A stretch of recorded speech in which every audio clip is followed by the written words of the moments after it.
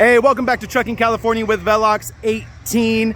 Man, we had a blast over the weekend at Frenchie's Truck Jamboree up in Red Bluff, California. The truck show up there. It was an awesome time, but it's time to get back in the truck. It's my 18th wedding anniversary. Jessica, I love you. Happy anniversary. But it's time to get trucking. I went to lunch with her, so I'm missing my anniversary night to go trucking with you guys. So I hope you guys feel special. You are special. I love you. But real quick announcement before we get into this video. All right, if you are interested in the Great Freight Race, guess what? It's on. It's happening. August 23rd, we're gonna kick off the Great Freight Race. We are revenue racing. We've got 7 contestants racing to see who can make the most money over a 6-week period. We've got tanker drivers leased on with mega carriers. We've got Landstar owner operators. We've got guys like me who are on our own authority. We're out here trying to make a living with drive-in, reefer.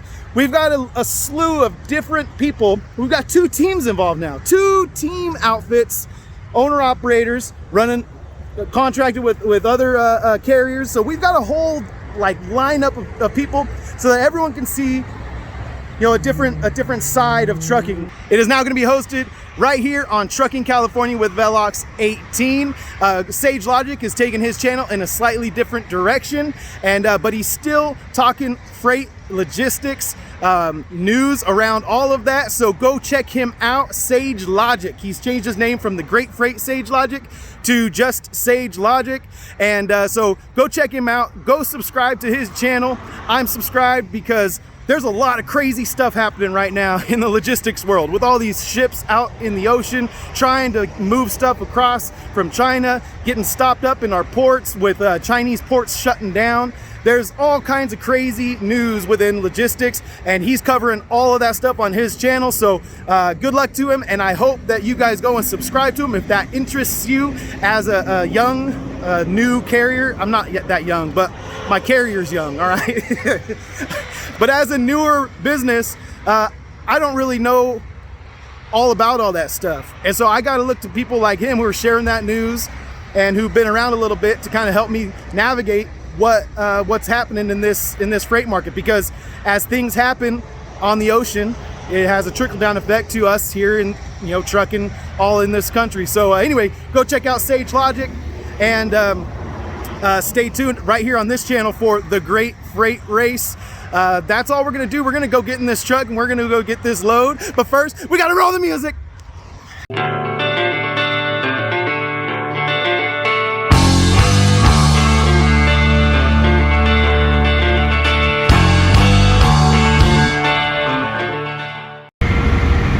Yep, we're back at Foster's Farms. That's what we're doing. We're back to that same old adage. I think I made it up, but maybe I just heard it somewhere and adopted it. But you know, sometimes in trucking, boring is good. So we're back to Foster's Farms for a 3rd time. We did it a couple times a couple weeks ago, and now we're back again. So we're keeping it kind of boring for YouTube, but it's kind of good for the pocketbook. So we'll talk more about it in a little bit here once we get a door.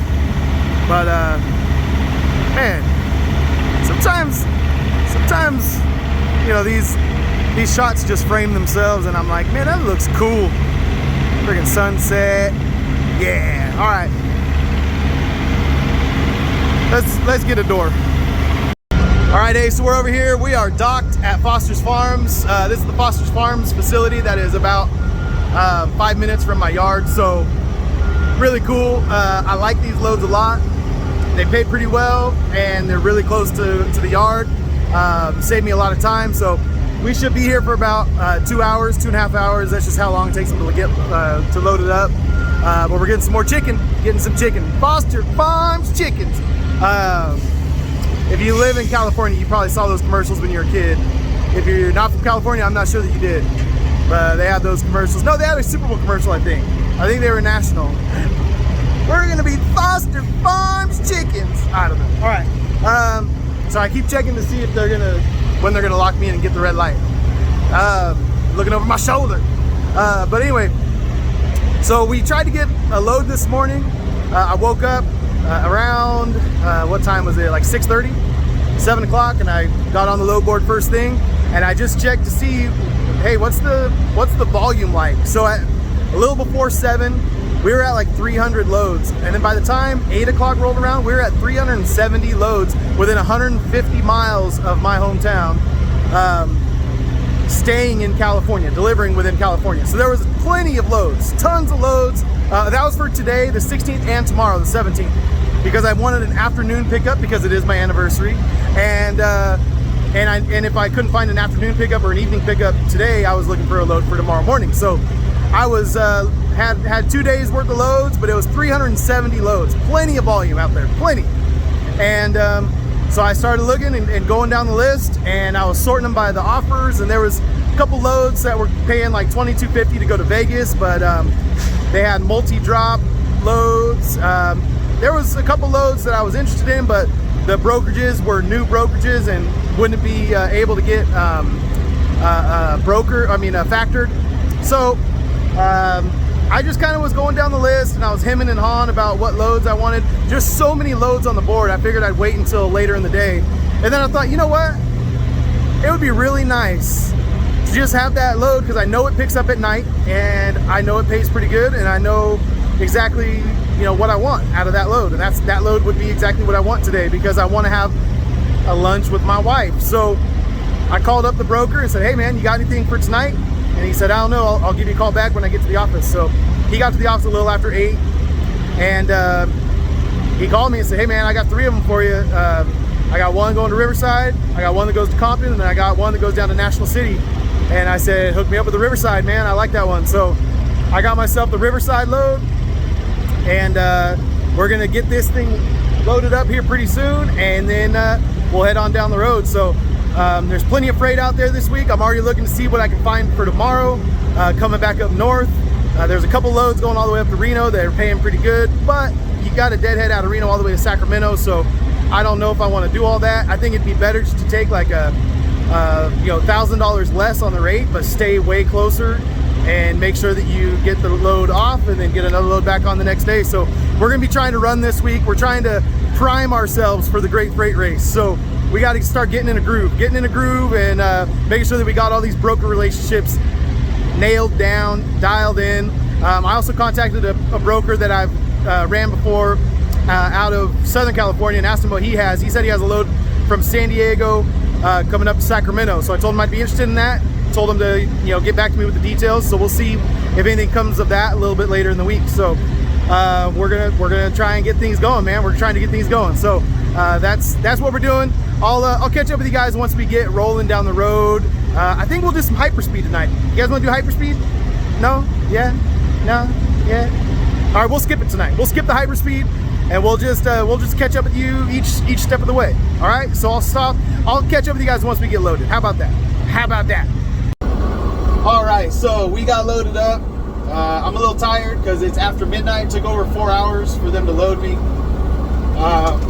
Took them almost an hour just to get my paperwork ready after I was done being loaded, which was unusual, but whatever. It kind of messes up our timing to get our hours back for tomorrow. The plan was to get down there and get some sleep and then deliver after I wake up, but now my sleep has been reduced down to where I probably am going to have to just get all the way down there tonight. So I've recorded this little update a couple times, and each time I kind of go off on like a rant on the FMCSA and the hours of service regulations. I'm trying to avoid doing that because it's all been said. We know it's stupid. We know that ELDs force us to do unsafe things in trucks. Like tonight, I would truck until I get tired, and then I'd pull over and I'd sleep for 4, 5, 6 hours, and then I would finish my day. But I can't really do that and still get a load tomorrow, because if I do that, I could do that, but I won't get enough hours reset for tomorrow to be able to get another load on the truck. And that's the only way to make money in this thing, is to make sure that you keep a load on the truck. So you know, when they take 4 hours plus to load you over there, and then last time it took them over 4 hours to offload me over here at Ralph's in Riverside. So you figure, you know, you got 8 hours of loading and unloading. There's plenty of time to sleep. There's plenty of time of just sitting around and whatever, but it has to line up within the rules that they have set up. So anyway, when I'm running intrastate, when I'm running just California, I should just throw this ELD in the glove box and run paper, because that's what all the guys in California are still running paper. They run 16 on, they run 12 hours of driving. So, you know, there's some things I can do if I really want to, but I want to keep myself ready and available to take a load out to Las Vegas or up to Reno, so that if I get a really high paying load going to one of those places, I can just go up there and I'll already be on interstate rules, so I won't be having issues with that. So don't really want to go all paper and kind of do that whole thing. So anyway, let's get down here. I gotta stop and get some fuel at the Easy Trip, and then we'll keep on heading on down south. We're gonna get a little loopy tonight. I can feel it. Actually, I'm tired, like beyond the loopy phase. I'm tired, like at that phase where you get real quiet and you just want to like go to sleep. That's kind of, I feel that one coming on. So I'm gonna have to get some caffeine in me. But we'll stop when we get up here to Madera and get some fuel. All right. All right, so we're here at the Easy Trip, and well, $4.09 a gallon, and I get a 12-cent discount on top of that, so pretty dang expensive. But we already got fuel on each tank, and then we put DEF in, even though we didn't need a whole bunch of DEF. And now we're gonna pull forward just far enough to put some fuel in the reefer tank. So that is how that goes. It asks you when you put in your card. You know, it says, do you want fuel? And you say you want diesel, and then it says, do you want truck, reefer, or both? And then you say both, and then it'll give you the first thing you pump is fuel in your regular fuel tanks. Then you pump DEF, and it counts it on the same thing. So that's how much DEF I put in, 5.7 gallons. And then it saves you, it says remove nozzle to fuel reefer. So it gives you 3 different times of using the counter, using the pump. And so I just got to get this set up, because I think at a certain point it'll reset if I don't pump it. So that's what we're gonna do.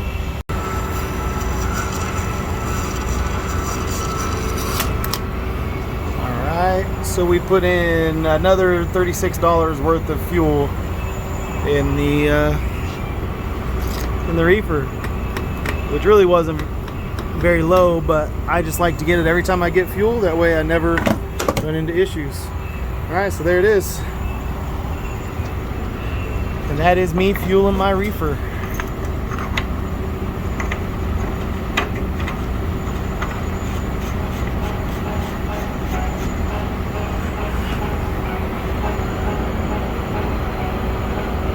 Can't really see the needle, but it's buried on the right side.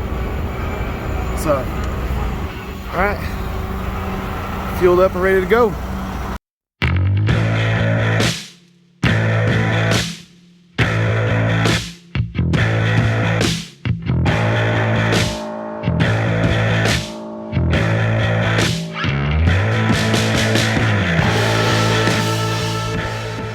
All right, so as you can see in the hyperspeed, we chucked it all the way into the daylight. So the sun came up on us while we were on our way here, and so we got to take a nap, idle it through the gate, and then make our delivery. So chances are it's 6 now.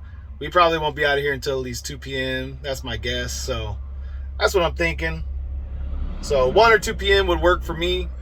So that's what we're working with right now. But I gotta get some shut eye because I haven't slept all night, and well, gotta do what you gotta do. So we tough guided all the way down here with a 1 liter of Mountain Dew, and now it's time to finally get that nap in that we need. So we'll go to sleep, we'll idle in there, make the delivery, sleep some more while we're delivering, be very well rested so that we can go pick up our next load. We already got it booked. We're ready to rock and roll. So let's see how long this delivery takes us. Make sure we're not late to our appointment to go pick up our next load, but we'll just have to wait and see how long it takes us. So I'll talk to you guys when I wake up and when we actually get in there. Deal? Because we're like, I keep nodding because we're like right, let's see if I can, you can't really see it over there, but that's where the warehouse is. It's right at the end of this street. So yeah, that's where we're at. We're like literally on the street, and it dead ends like a block away at the warehouse, the Ralph's distribution center. So that's what we're doing, and that's how we're doing it. And it's time for me to take a nap. I'm too tired. All right, good morning. We are the second truck checking in. Well, there was a truck in front of us. He just took off, but she told us we don't have to pull up. She's gonna get our run our stuff and then come back out with a door assignment, and we'll be able to go in. So we idled our way all the way up here, never going over 5 miles an hour, so we never tripped into drive mode. And yeah, the things we got to do for these e-logs, man. But all right, let's get checked in. All right, so she said come over here to the staging area, which I've been to last time I was here. I spent a little bit of time there. Once I check into door 24, sorry, there's trucks moving all around here. I'm trying to be out of everyone's way while I idle through this place.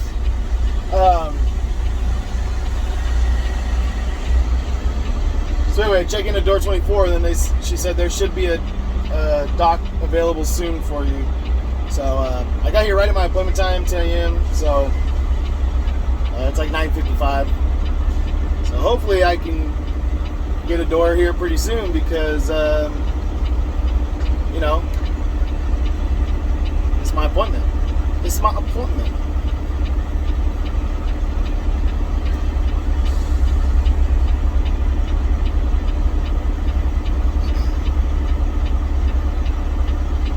All right, I'm gonna keep idling up here and park right here and then check in, and they don't have a door for me, so I'm just gonna wait around until they give me a door.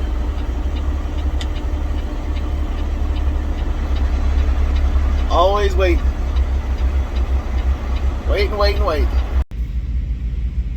All right, so we checked in right there where that blue awning is. Door 24. You guys see that?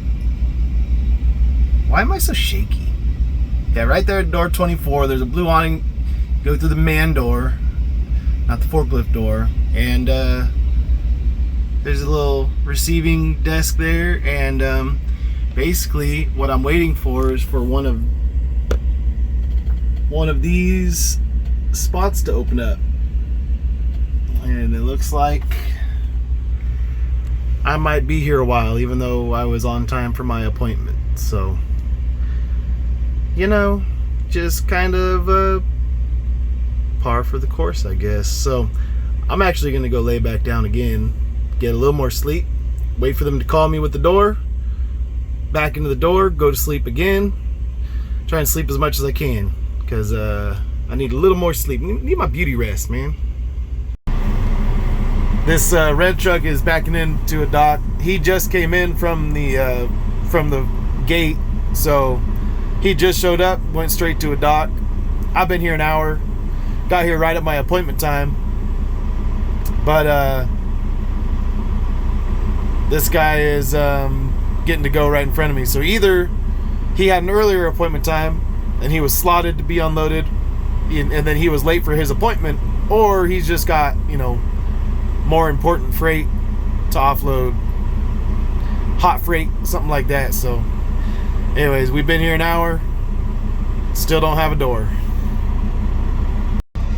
And it's a little frustrating because, you know, you make things happen. When you're a business owner, you make things happen. You know, I didn't spend the night in my own bed with my wife on my anniversary last night so that I could be down here, try to make a delivery and try and get another load today. You know, I'm trying to run a business here, and I take it very serious. And it sucks when, you know, you get down here and they just don't respect your time at all. Don't even care that you know, you did everything you could to be, you know, make your appointment times. It took me 4 hours to get loaded on the front end on my anniversary, and then now it's taking me who knows how long to get unloaded over here. Ralph's in Riverside strikes again, and I've got another load scheduled for this afternoon, but we may end up losing it. At this rate, we will not be able to make it before that place closes. And we may even, you know, have a broker angry at us and get charged like to repower the load, they call it. So if you can't make it to pick up a load that you committed to, sometimes they'll charge you to repower the load. Is what they call it, to get another truck to haul it. So we'll see though. We'll see what happens. It's kind of up in the air still. You never know. You know, maybe I get a door and get offloaded. That's not gonna happen. All right, let's see how long this takes.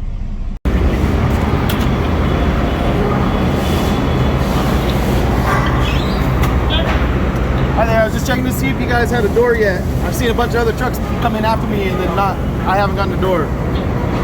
Make sure you didn't lose my number. What's your name? Velox 18 Trucking.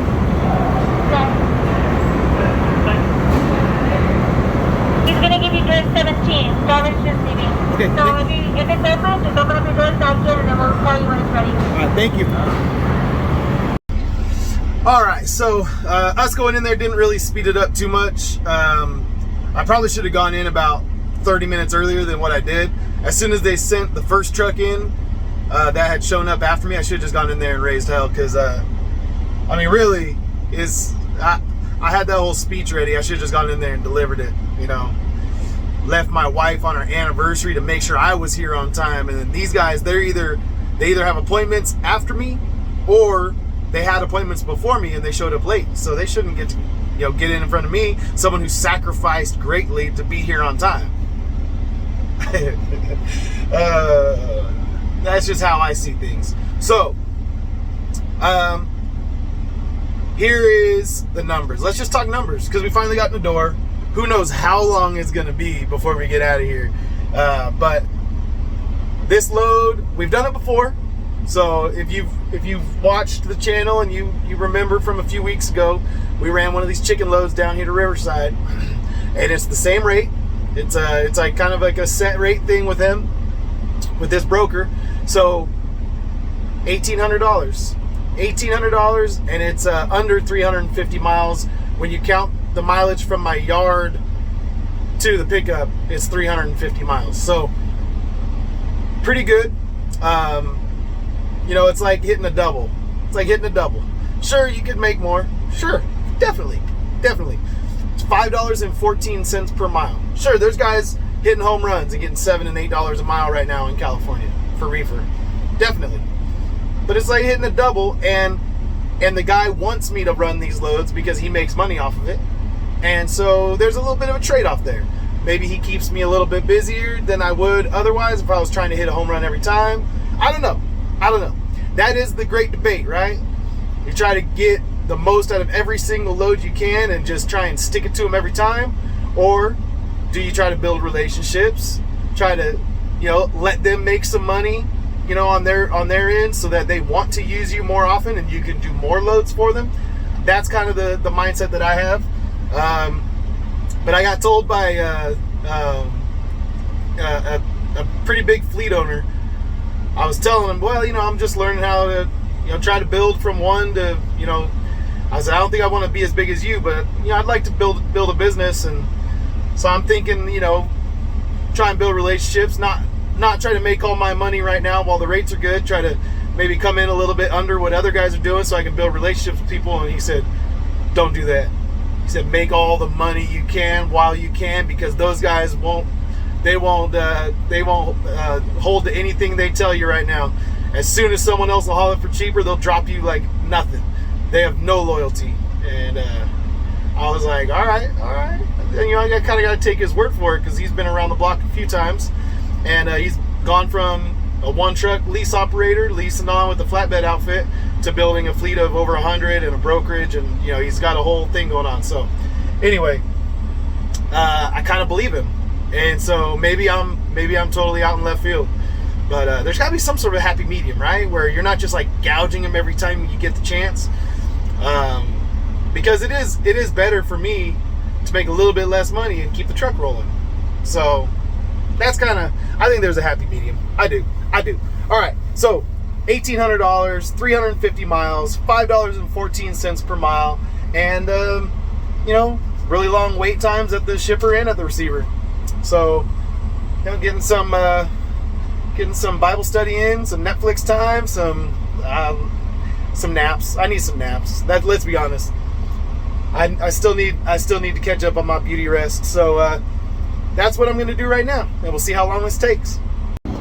All right, we are finally out of there. It is 3:15, and so 5 hours and 15 minutes after our appointment time, we're finally out of there. And man, we got to get on the road. We're late to our next load. We're picking up a load in Chino. So you want to find out more about that one, stay tuned for the next video. But until then, love you guys. Peace. See you on the next load.